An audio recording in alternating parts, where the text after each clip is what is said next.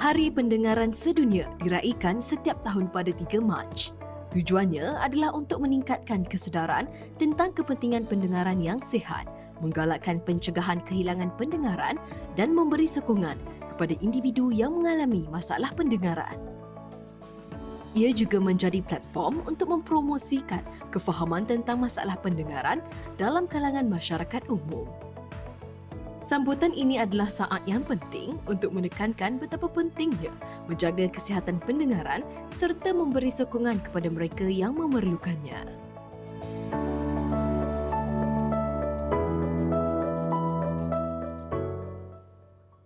Assalamualaikum dan selamat petang. Saya Nadia Azmi dalam Hello Doktor untuk episod yang baru. Dan berkaitan dengan paparan tadi tentang Hari Pendengaran Sedunia, kenapa saya nak tanya penonton semua, pernah sakit telinga tak? Sakit telinga ni mungkin disebabkan oleh jangkitan telinga. Dan jika anda pernah merasai sakit telinga ini, kami ingin dengarkan daripada anda. Jadi kongsikan pengalaman anda di Facebook page kami di Hello Doktor TV3. Kami mahu dengarkan pengalaman yang telah anda alami tentang jangkitan telinga ini. Dan kita akan bersama dengan pakar berbincang tentang jangkitan telinga, apakah itu jangkitan telinga, bagaimana ia berlaku dan bagaimana untuk merawatnya. Jadi di studio bersama kita pada hari ini adalah Profesor Madya Dr. Jayanti Kulasegara, iaitu pakar perunding ENT, telinga, hidung dan tekak daripada UM Specialist Centre atau UMSC. Selamat datang doktor ke Hello Doktor. Terima kasih. Ya, Selamat doktor. petang. Petang doktor. Boleh doktor terangkan tentang anatomi telinga kita? Kita ada prop di sini ya, dan bahagian-bahagian telinga yang patut kita kenali. Sure. So telinga terdiri daripada 3 bahagian, telinga luar, telinga tengah dan telinga dalam. Ya. So mari kita tengok model ini. So telinga luar ini cuping telinga, lagi external auditory canal. Okay, so ini telinga luar. So telinga tengah terdiri daripada gegendang telinga, 3 tulang kecil dan tube ini tube eustachian. Tube ini dia gabungkan dengan nasopharynx belakang hidung kita. Telinga dalam skull kita. So kita keluarkan ini. Dalam sini kita boleh tengok ini organ pendengaran cochlear dan ini organ keseimbangan. Okey, semicircular canal, kita ada 3 kanal ini untuk keseimbangan. So inilah anatomi kita. So bila bunyi cuping ini untuk menangkap bunyi. Lepas tu dia pergi melalui saluran, gegendang akan bergoyang. Ya. Okey, so sekarang bunyi tukar jadi getaran. Tulang-tulang kecil akan bergetar dan sampai ke organ pendengaran. So dalam organ pendengaran kita ada rambut-rambut kecil. So dia akan goyang dan tukar getaran jadi electric signal yang akan melalui saraf cochlear ini dan pergi ke otak. Inilah cara kita mendengar. Ya. Ya. Sangat hebat fungsi telinga kita, walaupun ia merupakan salah satu organ yang kecil, tapi sangat penting. Kita pun sambut Hari Pendengaran Sedunia yang ditetapkan oleh WHO setiap tahun. Sangat penting kita menjaga telinga kita, doktor. Jadi secara umumnya apakah masalah yang lazim berlaku pada telinga? So kita boleh tengok, bila kita tengok, kita start dari luar. Ya. So boleh dapat masalah kulit cuping telinga, kulit kat saluran telinga.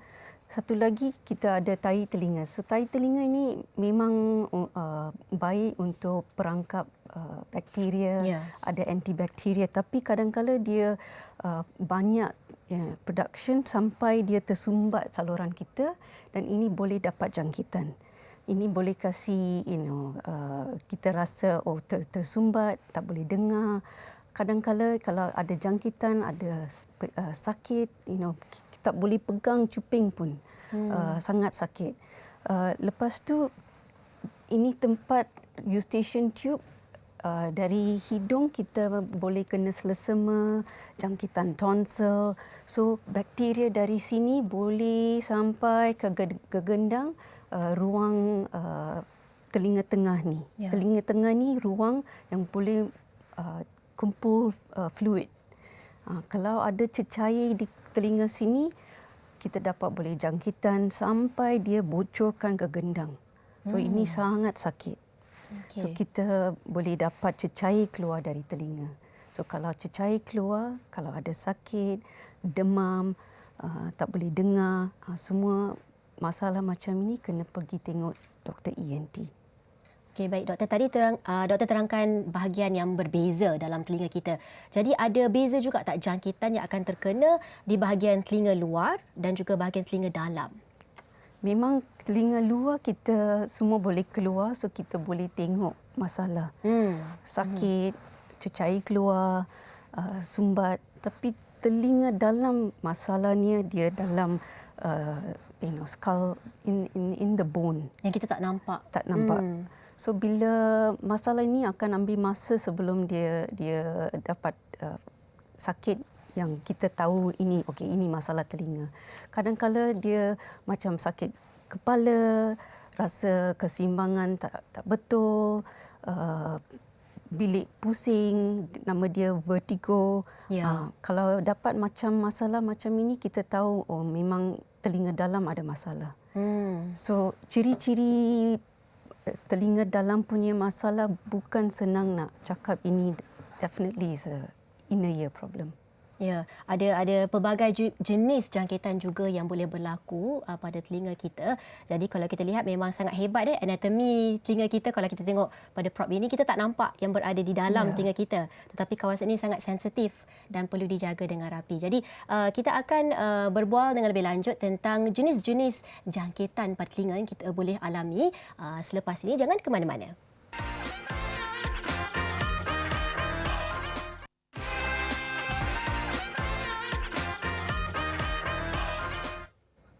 Kembali lagi dalam Hello Doktor, di mana topik pada kali ini adalah tentang jangkitan telinga dan kami masih lagi bersama dengan Dr. Jayanti iaitu pakar perunding ENT daripada UMSC. Jika anda tertanya-tanya apakah prop yang berada di hadapan kami, ini adalah telinga anda semua. Walaupun telinga ni kecil tetapi di dalamnya anatominya sangat hebat dan sangat amazing lah pada saya, Doktor. Jadi Doktor, tadi Doktor terangkan kalau telinga ini terdapat 3 bahagian yang berbeza. Bahagian luar, tengah dan dalam. Betul. Yang pastinya setiap bahagian ini mempunyai masalah ataupun jenis jangkitan yang berbeza. Boleh doktor terangkan? So telinga kat luar dia ada kulit. So biasanya jangkitan kulit boleh sampai ke gegendang. So dapat eczema punya masalah, dermatitis. So dapat jangkitan macam cecair keluar dari telinga. Yeah. Okey. Telinga tengah ini dia ada saluran eustachian yang pergi ke belakang hidung. So bila kena selesema, tonsillitis, pharyngitis, so bakteria dari tekak kita, dari hidung kita, sinus, semua boleh masuk eustachian tube sampai ke telinga tengah. Dia berkait kalau apa-apa yang berlaku di hidung kita, di tekak, kawasan tekak, dia akan berkait dengan telinga. Betul. Okey. So sampai ke telinga tengah, keadaan itu otitis media. So kita boleh dapat tekanan sampai dia bocorkan gegendang dan cecair keluar. So sini tekanan boleh naik. Telinga dalam lain sikit, dia dalam tulang. So jangkitan biasanya dari darah dia sampai ke tulang. Almost like osteomyelitis. So jangkitan tulang sampai ke organ cochlear dan organ kita punya keseimbangan. So nanti pendengaran dan keseimbangan akan terjejas. Ya. Jadi kalau tulang, sebenarnya kita ada tulang yang kecil dalam telinga kita? Kalau mengikut anatomi telinga, doktor? Ya, tulang kecil itu dalam telinga tengah kita untuk pendengaran. Kalau dapat jangkitan, kadang-kala tulang-tulang kecil ini akan dimakan oleh jangkitan bakteria. Sangat membahaya. Dan apakah tanda-tanda ataupun simptom yang akan dialami oleh seseorang yang terkena jangkitan telinga? So, kalau jangkitan kat luar dan tengah, kita boleh dapat sakit, sampai demam, tak boleh pegang telinga.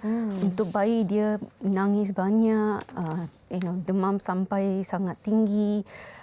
Kita boleh dapat cecair, tekanan kita rasa sangat sakit, ambil ubat pun tak tahan sakit. Tekanan bila ada terlampau banyak cecair ke doktor, akan Betul. dirasai tekanan yang luar biasa lah di bahagian Ya. telinga. Jadi sangat tidak selesa dan Betul. mungkin ada sakit lah.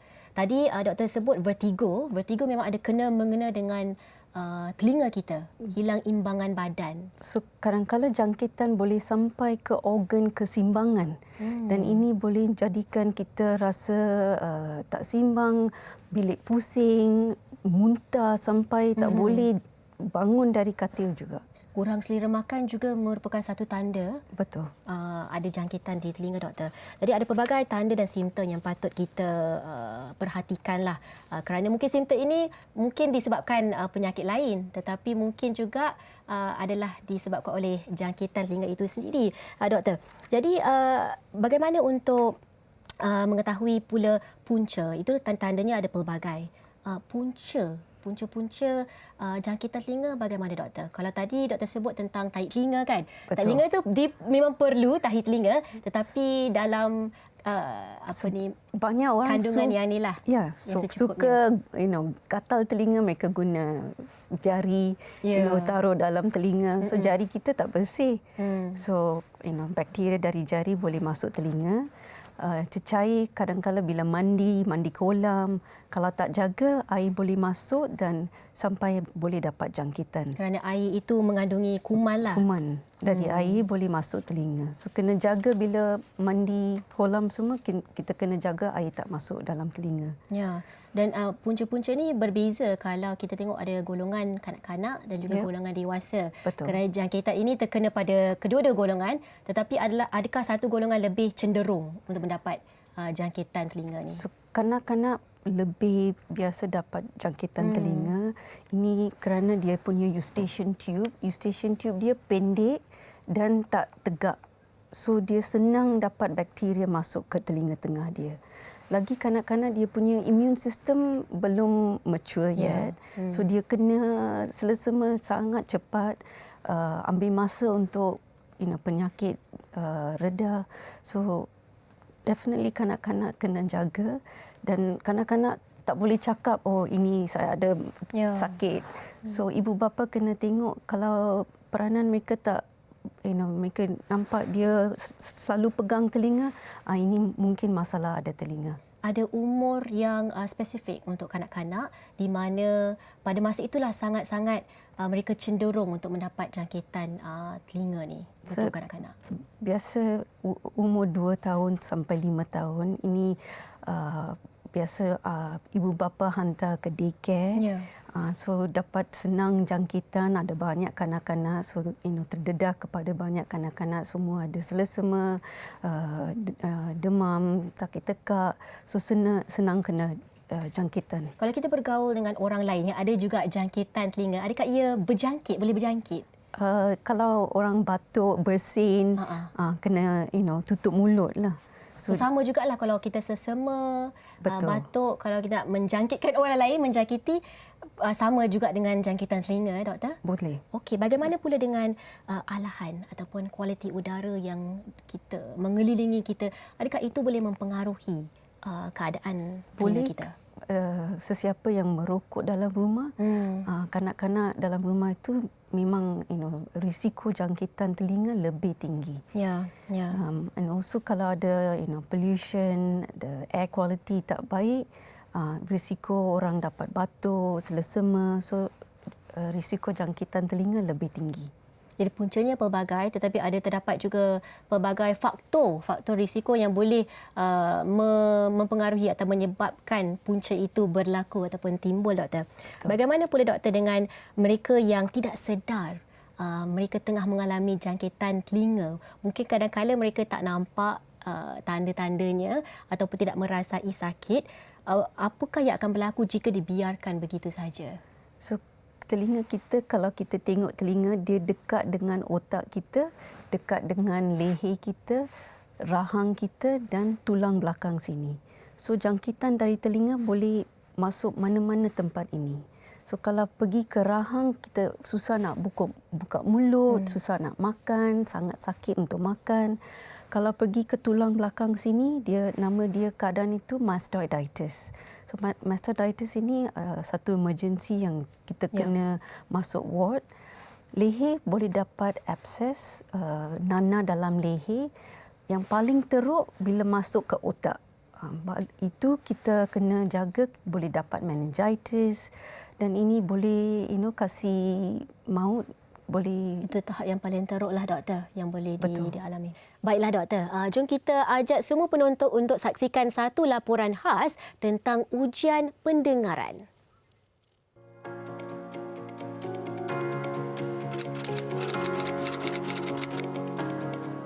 Audiologis adalah profesional yang selalu membuat ujian pendengaran. Di hospital, audiologis dipanggil pakar pendengaran.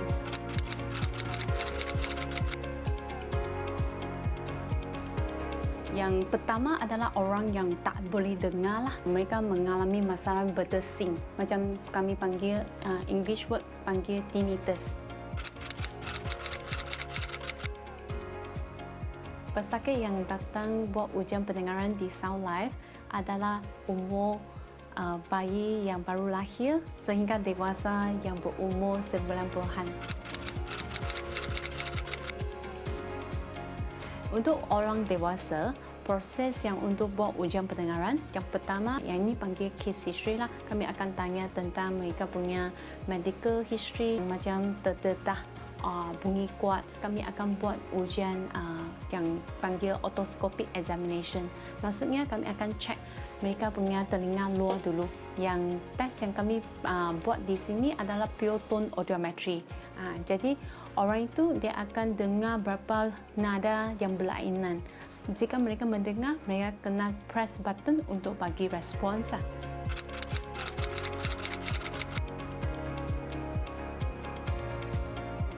Okey, sebenarnya untuk ujian pendengaran, cadangan saya adalah setiap orang kena buat ujian pendengaran. Tak semestinya untuk orang tua ataupun orang yang mengalami masalah pendengaran. Kenapa? Sebab orang yang biasanya tak dengar, mereka tak tahu mereka tak dengar.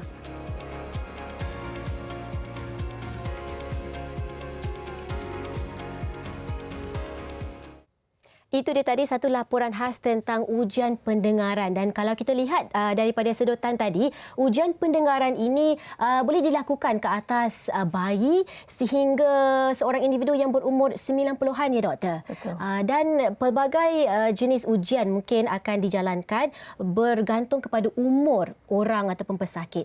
Bagaimana, apakah perbezaan ujian pendengaran itu doktor? So untuk bayi dan kanak-kanak yang kecil, mereka tak boleh pegang benda untuk buat ujian telinga. Okey. So untuk mereka kita kena kasih ubat untuk tidurkan dan kita tengok mereka punya brain waves dan kita akan dapat report. Okey, boleh dengar atau tak boleh dengar. So bayi dan anak-anak yang kecil yang dapat banyak jangkitan, mereka boleh usik dia punya pendengaran. So mungkin ibu bapa tak perasan pendengaran sudah tak baik. Jadi untuk bayi ni mungkin lebih sukar untuk kita detect ataupun mendapat tahu masalah pendengaran mereka ini. Jadi Betul. ada satu alat yang akan disambungkan ke ataupun diletakkan di dalam telinga. So mereka letak satu alat dalam telinga, mereka letak stickers around the head dan mereka akan taruh bunyi dalam telinga dan tengok macam mana brain wave dia. Okey. Dan kita boleh tahulah boleh dengar atau tak boleh dengar. So ini masalah kalau dapat jangkitan boleh usik dia punya pendengaran juga. Ya. So bayi mungkin susah nak dia lambat cakap. Bila dia sudah membesar menjadi kanak-kanak umur setahun, 2 tahun dan sebagainya, ia boleh menyebabkan Betul. percakapan tutur kata yang lambat lah. So bila lambat lebih baik dapat ujian pendengaran untuk kanak-kanak. Doktor, saya pasti ramai penonton yang ingin bertanyakan tentang alat-alat yang kita gunakan untuk membersihkan telinga. Ramai yang gatal tangan, suka korek telinga dan membersihkan telinga. Tetapi kita nak dapatkan jawapan doktor belum lagi sekarang. Kita akan kembali selepas ini. Jangan ke mana-mana.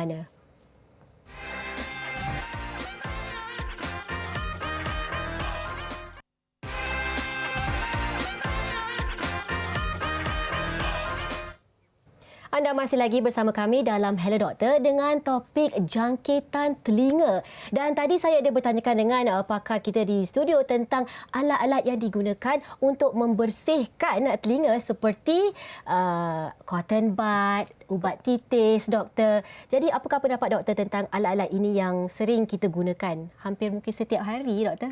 Betul. Tolong jangan guna alat-alat ini. Langsung, doktor? Langsung tak boleh guna. Kita punya telinga dia bersih sendiri. Tak payah kita pergi korek telinga semua. Alat-alat ini boleh kasih cederakan saluran dan kegendang. Kalau kita bocorkan kegendang, pendengaran kita boleh get affected.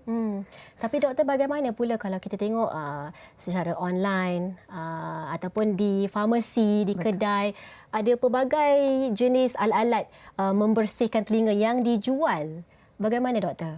So, jangan beli alat-alat pembersih. Ada benda yang kita boleh beli online yang kita boleh tengok juga apa masalah dalam telinga. Betul. Patient Dia sendiri, macam ada skop. Patient sendiri beli. Ada satu patient datang tengok saya, dia sudah cucuk dalam sampai darah keluar.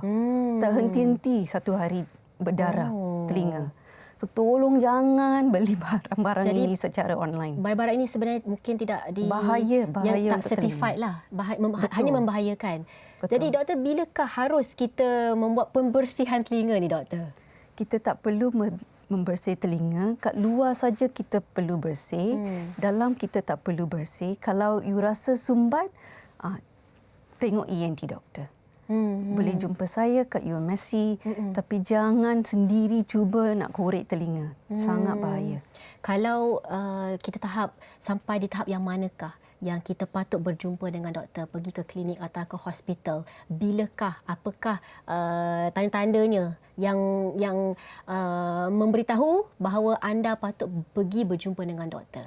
So bila you rasa gatal tak terhenti-henti, bila rasa sumbat, bila you dengar dengan telefon, ini macam sudah kurang pendengaran. Kemungkinan sudah build up of wax. So tak boleh dengar. Tai telinga mungkin dah tersumbat di dalam. Betul. And sekarang kita semua guna alat earbuds, headphones. So it just builds up. Kita punya tai telinga build up sampai sumbat. So lebih baik kalau kita rasa bila dengar muzik macam kualitinya tak baik, or not very clear, or sudah kurang, kena volume, kena put it higher, dan lebih baik pergi jumpa ENT. Pakar kita ada alat-alat khas untuk sedutkan tai telinga ini. Okey, baik. Kita ada satu laporan khas tentang diagnosis dan rawatan jangkitan telinga. Jom kita saksikan terlebih dahulu.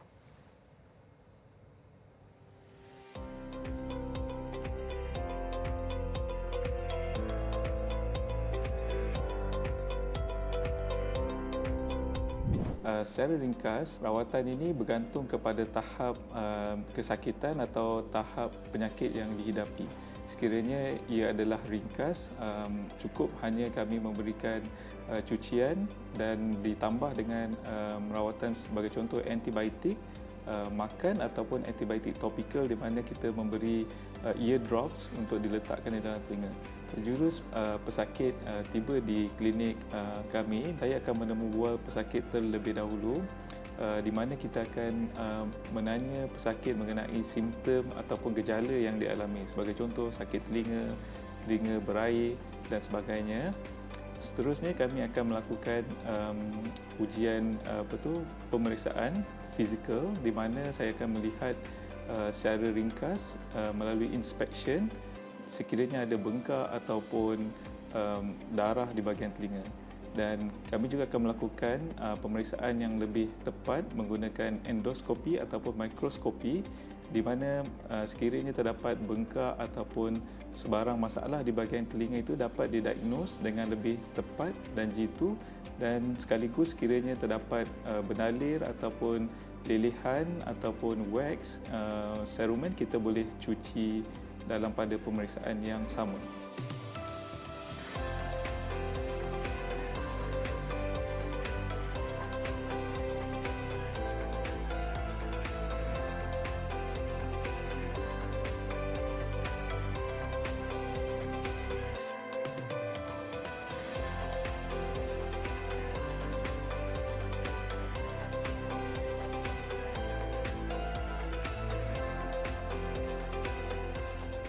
Tetapi sebagai contoh pesakit yang datang dalam keadaan teruk, pesakit perlu dimasukkan ke ward kerana memerlukan IV antibiotik yang dimasukkan terus ke dalam darah, dan ada juga keadaan di mana pesakit perlu melakukan CT scan tulang tengkorak temporal untuk mengetahui berapa teruk kecederaan ataupun penyakit yang dialami.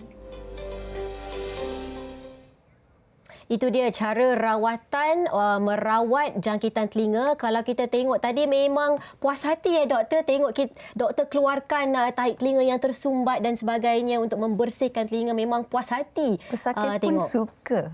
Memang sakit tak apabila rawatan itu dijalankan? Prosesnya ada menyakitkan ke tidak? Tak sakit. Kalau tak goyang-goyang tak sakit. Dia rasa sedap. Yelah, lepas tu hasilnya pun memang puas hatilah. Tetapi kalau kita lihat tadi dalam laporan khas, rawatan itu dilakukan di bilik doktor, di hospital, di klinik dan sebagainya. Tetapi ramai juga memang takut nak berjumpa dengan doktor. Takut. Dan mereka akan merawat sendiri. Mereka akan cari bahan-bahan yang seperti yang kita sebut tadi, seperti cotton bud dan sebagainya, dan membersihkan dengan sendiri. Mereka tidak tahu korek itu terlalu dalam ke, ataupun sudah membahayakan telinga ke. Bagaimana doktor? Nasihat doktor untuk mereka ini? Memang kita tak boleh tengok berapa dalam kita pergi bila kita guna alat-alat ini. Tak dapat nak agak kan? So bila datang ke klinik, macam contoh bila datang tengok saya guna teleskop macam tadi tengok video itu, patient pesakit boleh tengok, saya pun boleh tengok, so semua boleh tengok apa masalah telinga. Sumbat ke, jangkitan ke, berapa teruk. Kerana depending on berapa teruk, masalah kita ubat pun lain. Kadang-kadang sangat teruk sampai kita perlu masuk kain untuk taruh ubat. Dia bengkak sampai tak boleh, ubat titis pun tak sampai dalam. Oh, dah teruk sangat tu. Betul. Kalau tahi telinga yang terlalu banyak dan tersumbat, sekadar tahi telinga lah, mungkin tak ada cecair lain, tak ada kuman lain. Adakah itu boleh menyebabkan jangkitan nanti kalau terlalu banyak tahi telinga? Bila terlalu banyak tahi telinga, kalau air termasuk dia tersengkat belakang tahi telinga. Oh, kalau ada air terperangkap lah di dalam tahi telinga. So it's like kuman boleh membiak lah dalamnya. Membiak dalam. Oh, kalau macam sebegitu bagaimana rawatannya doktor? So bila datang ke klinik, kita akan guna alat sedut. Kita tak guna air untuk keluarkan tahi telinga. Kita guna alat sedut untuk sedutkan tahi telinga itu, atau kita ada alat-alat khas untuk boleh keluarkan tanpa sedut tadi juga. macam besi tadi untuk korek keluarlah. Betul. Dan prosesnya sangat cepat, doktor. Cepat. Tidak terlalu complicated lah. 5 minit senang, tak sakit. Kadang-kadang baring kita buat tak rasa sakit. So, jangan takut datang tengok doktor ni. Bercakap mengenai tahi telinga ni, doktor. Kalau kita tengok setiap individu tahi telinga dalam bentuk dan tekstur yang berbeza kan, doktor. Tetapi apakah yang menyebabkan gumpalan ataupun tersumbatnya tahi telinga yang banyak? Bagaimana itu boleh berlaku? So kita punya telinga kadang-kadang dia production lebih dengan apa yang boleh keluar. So dia berkumpul sampai sumbat. So kalau kita punya telinga banyak wax, then kena tengok pakar setiap 6 bulan. Setiap 6 bulan. Ya. Di mana pembersihan akan dibuatlah setiap kali kita berjumpa dengan pakar. Jadi untuk mereka doktor yang telah mengalami jangkitan telinga ni, apakah peluang mereka untuk pulih daripada jangkitan tersebut? So kita akan periksa dulu, tengok berapa teruk jangkitan telinga. So kalau sangat teruk, kita akan kasih ubat antibiotik. Kalau tak beberapa teruk, titisan cukup. Tapi kena patient kadang-kadang kita kasih ubat, dia tak habiskan ubat. 1-2 hari guna ubat, lepas tu tak habis dia punya, usually it's untuk 7 hari. Kadang-kadang untuk 2 minggu. So 2-3 hari, nampak sudah okey, tak guna ubat. Ubat ini adalah ubat titis ataupun ubat makan? Ubat titis, ubat makan juga ada. Mereka tak habiskan. Antibiotik, adakah ia diperlukan? mesti habiskan antibiotik. Ya. Tak baik kita makan antibiotik 2-3 hari macam ini. Dan setelah pulih, kebarangkalian untuk jangkitan itu berlaku semula, tinggi ke, rendah ke, macam mana doktor? So, kena datang balik jumpa doktor lepas rawatan. Selalunya kita jumpa balik untuk tengok sudah masalah jangkitan sudah selesai atau belum. Kalau belum selesai, kadang-kadang kita kasih lebih ubat, kadang-kadang kita kena buat CT scan semua. So, lebih baik jumpa doktor lepas rawatan, jangan tak datang jumpa doktor. Kerana kita kena tengok. Kadang-kadang boleh dapat jangkitan sekali lagi. Kadang-kadang dia tak baik. You rasa baik, tapi dalam banyak boleh berkumpul dalam. Dan doktor pernah lihat tak antara pesakit yang datang jumpa doktor, dia sampai tahap yang sangat serius sehingga kalau kita tengok pembersihan ataupun rawatan telinga yang tadi tak mencukupi, tak memadai, malah ada tak kes di mana pembedahan perlu dilakukan untuk memperbaiki telinga, untuk menghilangkan jangkitan tersebut? Ada banyak kes macam ini. Banyak sebenarnya. Banyak kes macam mana ini. boleh jadi macam tu doktor? Dia sampai gegendang, boleh dapat masalah kolesteroma. Ini kulit-kulit mati sudah kumpul, boleh dapat jangkitan, dan ini kulit mati dia makan tulang. Dia makan tulang, tulang kita boleh tengok dia sampai otak kat atas sini. So kalau jangkitan tulang makan sampai ke otak. Makan tulang ni seram kalau kami dengar doktor, tapi adakah pesakit itu boleh merasai? Tak boleh merasai. Itu sebab bila dapat jangkitan dan doktor cakap kena datang balik, kena datang balik untuk kita periksa, untuk pastikan sudah tak ada jangkitan, tak ada masalah kulit mati, kolesteroma. Jadi pembedahannya yang bagaimana doktor? Kalau tadi rawatan yang kita tengok prosesnya sangat laju, sangat cepat dan simple. Kalau pembedahan, apakah yang pesakit perlu alami? So pembedahan kita akan buat CT scan dulu, tengok berapa teruk keadaan. Lepas tu operation ada 2 jenis operation. Satu melalui saluran, kita guna endoskopi, teleskop untuk buat operation, so tak ada potongan kat luar, semua kat dalam. Dan jenis kedua kita perlu buat potongan kat belakang. Untuk pergi ke tempat yang ada jangkitan, untuk keluarkan jangkitan. Kita perlu keluarkan tulang untuk dapat ke tempat jangkitan itu. Ini kalau jangkitan itu mungkin ada nanah ke ataupun cecair yang terlalu besar. Betul. Untuk dikeluarkan, dan pembedahan sangat diperlukanlah. Keadaan macam mastoiditis, kadang-kadang ubat intravenous ubat tak cukup, so kita perlu buat operation. Baiklah, itu rawatan yang ada untuk mereka yang mengalami atau mendapat jangkitan telinga. Tetapi seharusnya juga ada pelbagai langkah-langkah pencegahan juga untuk kita mencegah daripada terkenanya jangkitan telinga ini. Tetapi doktor terangkan selepas ini. Kita akan kembali, jangan ke mana-mana.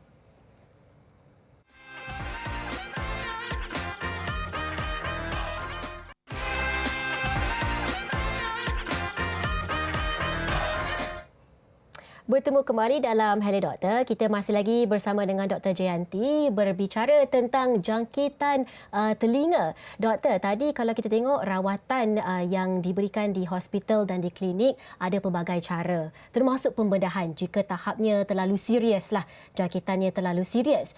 Tetapi sementara kita nak berjumpa dengan doktor, mungkin di rumah dah sakit dah telinga kita ni, seperti sakit gigi, memang tak dapat nak ditahan. Kalau telinga pula, mungkin ada beberapa langkah yang boleh kita ambil di rumah sementara kita nak menunggu berjumpa dengan doktor untuk meredakan kesakitan, nak mengurangkan ketidakselesaan tu. Apakah perkara-perkara yang kita boleh lakukan, doktor? So memang bila sakit telinga, kebanyakan orang datang ke emergency department kerana tak tahan sakit. Tapi kalau nak cuba ubat tahan sakit boleh, 1-2 kali nak cuba boleh, tapi lebih baik datang jumpa doktor. Kerana kalau ada sakit teruk macam ini perlu makan ubat, memang masalah masalah kena datang doktor. Jangan tunggu lama-lama lah. Jangan Jumpa tunggu doktor lama-lama. terus kerana sakit itu tidak akan hilang selagi kita tidak berjumpa dengan pakar dan mendapatkan rawatan yang sewajarnya, doktor. Jadi doktor, kalau kita bercakap tentang rawatan dan sebagainya, apakah langkah-langkah pencegahan yang boleh kita lakukan, langkah-langkah yang boleh kita ambil untuk mengelakkan diri daripada terkena jangkitan telinga? So kita boleh buat simple things, jangan guna jari untuk korek telinga, jangan taruh apa-apa benda dalam telinga, toothpick, pen kita korek, jangan masuk apa-apa alat. Lepas tu kita kena makan, makanan seimbang, jangan rokok, pastikan anak-anak dapat vaccination. Ya. Bila mandi kolam, guna earplugs so air tak masuk dalam telinga, and really jaga pembersihan diri lah, jaga pembersihan diri. Yang paling penting kita environment is clean, tangan bersih, jangan usik telinga. Dan merokok itu sangat menarik pada saya. Yeah. Sebenarnya kalau kita berada dalam keadaan ataupun persekitaran di mana ada orang yang merokok di sekeliling kita ataupun kita sendiri merokok, ia tidak sihat untuk keadaan ataupun kesihatan telinga kita, doktor. Ya, kita boleh dapat jangkitan selesema, sakit tekak, lebih risiko lebih tinggi dengan merokok. Bagaimana dengan penyusuan bayi? Kerana itu juga mempunyai kesan kepada telinga. Memang bayi yang dapat susu badan, risiko dapat jangkitan lebih kurang dari bayi yang dapat susu formula. So kita selalu cakap dengan ibu kalau boleh guna kasih susu badan. Kerana dia imunasi lebih tinggi dengan susu badan. Jadi ada pelbagai langkah pencegahan lah. Ini semua ada kena-mengena dengan gaya hidup, doktor. Kita kena menjaga kebersihan, selalu mencuci tangan. Langkah-langkah yang sangat mudah sebenarnya, tetapi kadang-kadang kita terlepas pandang, doktor. And then alat-alat yang kita guna untuk dengar all your headphones semua kena bersih sebelum taruh. Kita guna, kita buang sini, buang sana. Lepas tu angkat balik, taruh dalam telinga. Earphone ni, doktor, kalau kita menggunakan dalam jangka masa yang panjang, kerana kita sekarang ni selalu berada dengan gadget dan sebagainya, adakah itu boleh membawa kepada jangkitan telinga? Boleh. Definitely kita, macam saya cakap, earbuds, especially kita punya earbud headphones that we use. Kalau kita buang sini, buang sana, taruh dalam, boleh dapat jangkitan. Lepas tu kita pastikan kita tak dengar dengan kuat. Boleh also jejaskan kita punya pendengaran. So there's a 60-60 rule. Okey. So tak boleh guna lebih daripada 60 minit. And the volume tak kuat dari 60%. Okey, baik, doktor. Apakah nasihat doktor untuk penonton Hello Doktor dalam penjagaan telinga kita? Telinga kita merupakan satu panca indera yang sangat penting, doktor. Betul. Jadi apakah nasihat doktor kepada mereka semua? So memang telinga kita adalah untuk pendengaran. 1 dari 5 kita punya deria yang khas. Yang sangat penting untuk kehidupan, untuk mengalami kehidupan yang baik. So tolong jaga pendengaran. Kalau apa-apa jangkitan, datang ke doktor. Boleh tengok saya kat UMSC. It's a quaternary care center where kita boleh pastikan apa-apa masalah kita boleh sort it out for you. So tolong jaga pendengaran dan kesihatan telinga. Dan juga nasihat doktor, terutama kepada mereka yang takut nak berjumpa dengan doktor. Mungkin mereka sudah merasai sesuatu yang lain ataupun sakit ataupun gatal di telinga. Apakah saranan doktor kepada mereka ini? Ini doktor ENT kepada penonton semua. Ini doktor telinga anda. Dengarkan nasihat beliau. Tolong datang awal, jangan wait till sampai masalah sangat teruk. Datang awal, kita sangat baik, kita takkan kasih sakit apa-apa. Datang, tengok, pastikan tak ada masalah besar. Dan bagaimana doktor mereka yang suka gatal tangan suka nak bersihkan setiap kali selepas mandi, mereka akan ambil cotton bud umpamanya dan bersihkan telinga, bukan di luaran ya, tetapi di dalam telinga itu. Hari ini Macam mana kita nak berhenti doktor? buang semua cotton bud, buang semua cotton bud. Tak payah cotton bud, tak payah beli cotton bud. Okey, senang saja sebenarnya tapi perlukan disiplin dan azam yang kuat. Terima kasih kepada Dr. Jayanti daripada UMSC kerana bersama kami dalam Hello Doktor memperbincangkan tentang jangkitan telinga. Dan seperti yang kita telah berbicara, telinga ini merupakan satu panca indera ataupun organ yang sangat penting untuk kita. Ia boleh dicegah, jangkitan telinga boleh dicegah dengan pelbagai langkah termasuk menjaga gaya hidup kita setiap hari. Jadi, jagalah kesihatan telinga, jangan korek sewenang-wenangnya. Kalau sakit ataupun terasa gatal ataupun lain rasanya, jangan pergi jumpa doktor cepat-cepat. Okey, baik. Kita jumpa di episod yang seterusnya dalam Hello Doktor. Assalamualaikum dan selamat petang.